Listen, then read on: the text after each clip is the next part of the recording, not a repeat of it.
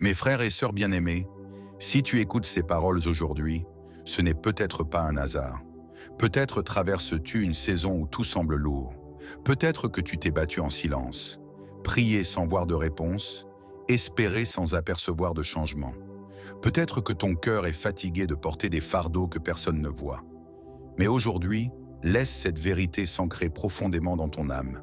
Relève-toi, car ta plus grande victoire est devant toi. Ne laisse pas les circonstances présentes te convaincre que ton histoire est terminée.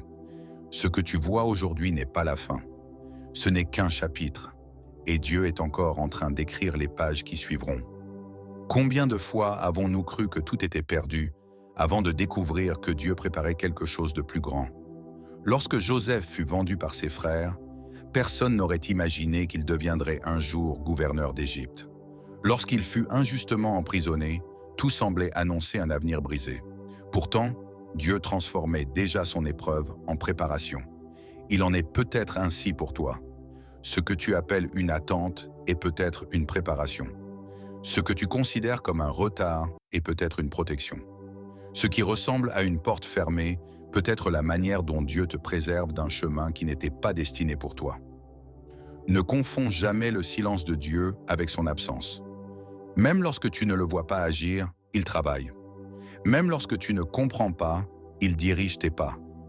Même lorsque tes prières semblent rester sans réponse, aucune larme n'échappe à son regard. Peut-être as-tu connu l'échec. Tu avais des projets, tu avais des rêves.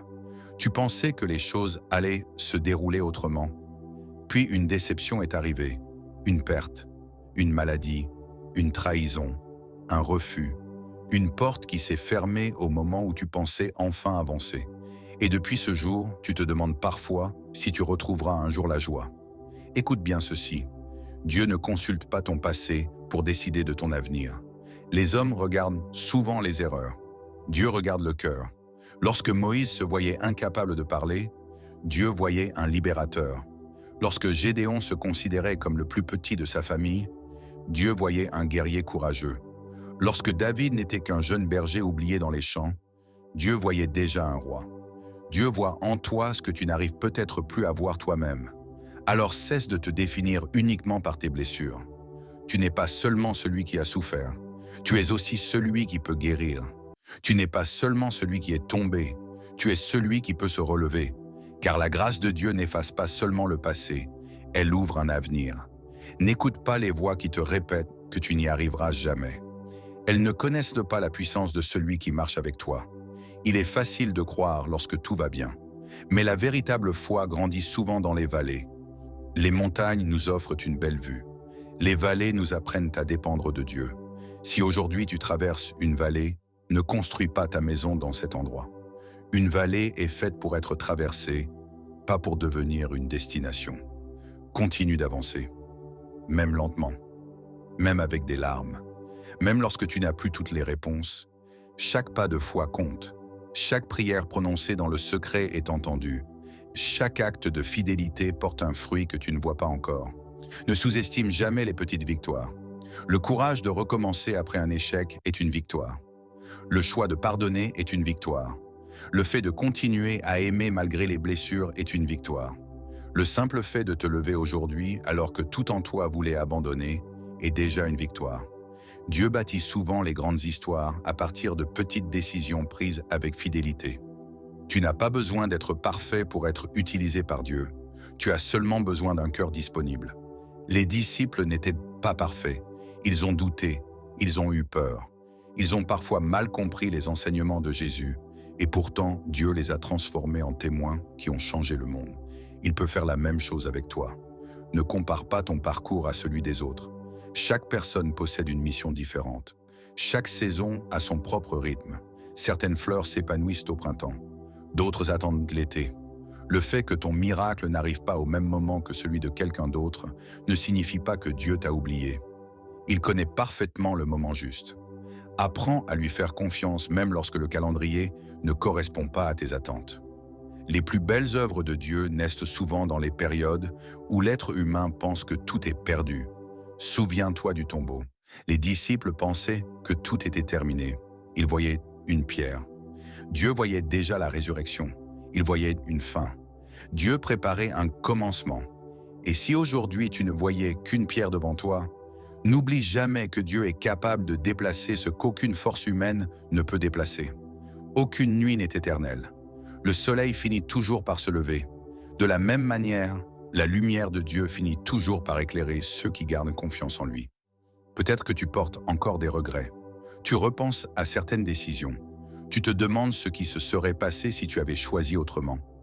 Mais vivre constamment dans les regrets t'empêche de saisir les opportunités d'aujourd'hui. Dieu peut restaurer ce que les années ont détruit. Il peut transformer tes cicatrices en témoignages. Il peut utiliser même les saisons les plus douloureuses pour bénir d'autres personnes à travers ton histoire. Ne gaspille donc pas ta souffrance. Laisse-la devenir une source de compassion. Laisse-la t'apprendre à aimer davantage. Laisse-la t'enseigner la patience, la sagesse et la confiance. Le monde admire souvent la force extérieure.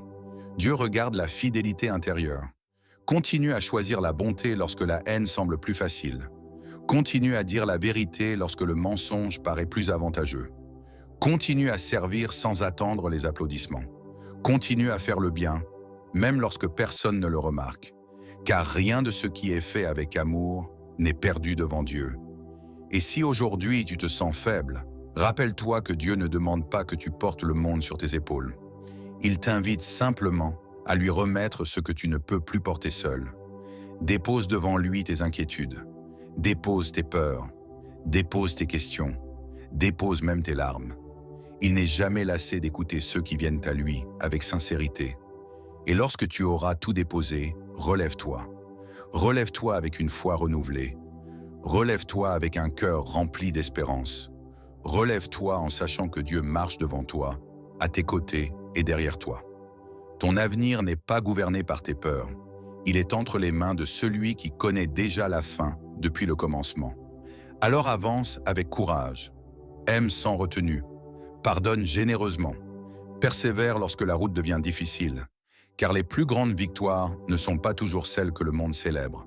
La plus grande victoire est parfois celle d'un cœur qui refuse de renoncer. Aujourd'hui, choisis de croire une fois de plus. Choisis de prier une fois de plus. Choisis d'espérer une fois de plus. Car Dieu n'a pas terminé son œuvre en toi. Le meilleur de ton histoire n'est peut-être pas derrière toi. Il est peut-être juste devant toi. Alors relève la tête. Essuie tes larmes. Respire profondément et avance avec confiance. Car chaque pas de foi te rapproche du plan que Dieu a préparé pour ta vie. Ta bataille actuelle n'est pas ton identité. Ton épreuve n'est pas ta destination. Ta douleur n'aura pas le dernier mot. La lumière finit toujours par vaincre les ténèbres. L'amour finit toujours par triompher de la haine. Et avec Dieu, l'espérance demeure toujours plus forte que le désespoir. Alors relève-toi, non parce que tout est facile, mais parce que Dieu est fidèle. Relève-toi, car ta plus grande victoire est encore devant toi.